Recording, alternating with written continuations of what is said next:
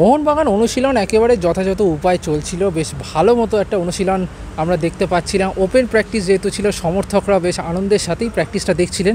কিন্তু তারপরে একটা ব্যাঘাত ঘটে গেল। কি সেই ব্যাঘাত? যখন রন্ডো অনুশীলন চলছিল শেষ পর্বে, সেই সময় চোট পান আপুইয়া। বাঁ পায়ের হাঁটুর খানিকটা ওপরে তাকে কড়া ট্যাকেল করেন গ্লেন মার্টিন্স এবং তার জেরে একেবারে মাটিতে লুটিয়ে পড়েন আপুইয়া। তারপর ফিজিও ম্যাসিওর তারা এসে তাকে সাইড লাইনে নিয়ে যান এবং সাইড লাইনে কোনো রকমেই যেতে পারছিলেন আপুইয়া, এবং সাইড লাইনে গিয়ে এক প্রকার গড়াগড়ি খেয়ে শুয়েও পড়লেন মিজো মিডফিল্ডার। এবং খুব স্বাভাবিকভাবে কিন্তু চিন্তা বেড়ে গেল মোহনবাগান সমর্থকদের। চিন্তা কিন্তু খুব স্বাভাবিক, তার কারণ হচ্ছে আপুইয়ার মতো একজন মিডফিল্ডারের এই মোহনবাগান দলটা থাকা কতটা আবশ্যক সেটা সবাই জানে। এবং আগামী 9ই আগস্ট ডায়মন্ড হারবার এফসির বিরুদ্ধে একটা অত্যন্ত গুরুত্বপূর্ণ ম্যাচ কিন্তু রয়েছে মোহনবাগান, এবং সেখানে সাসপেনশন কাটিয়ে ফেরার কথা রয়েছে আপুইয়ার।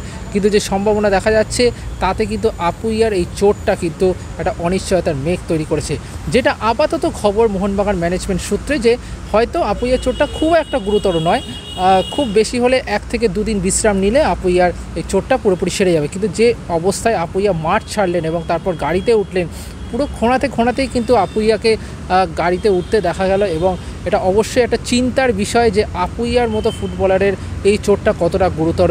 কারণ ডায়মন্ড হারবারের বিরুদ্ধে ম্যাচটা শুধু জিতলেই হবে না, তাদেরকে কিন্তু বড় ব্যবধানে জিততে হবে, যাতে কোয়ালিফাই তো অবশ্যই করতে হবে মোহনবাগানকে, এবং তার সাথে সাথে নিজেদের আত্মবিশ্বাসটা বাড়াতে হবে। সেখানে আপুইয়াকে মাঝমাঠে অত্যন্ত প্রয়োজন সবুজ ম্যান ব্রিগেডের।